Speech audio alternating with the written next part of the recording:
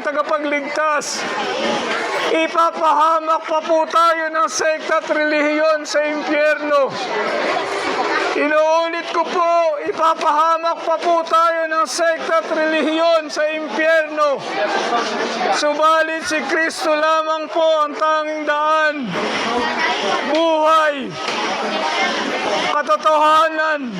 Walang makapupunta sa Ama kundi sa pamamagitan po ng ating Panginoong Jesucristo.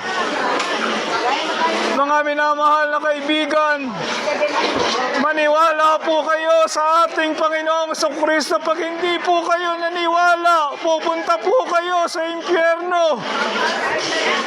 Pag hindi po kayo naniwala, pupunta po kayo sa dagat-dagat ng apoy ng asupre.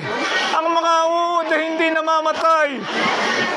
Kinakailangan pong maniwala po ang tao upang magkaroon ng kapatawaran, kaligtasan at buhay na walang hanggan kay Kristo Jesus.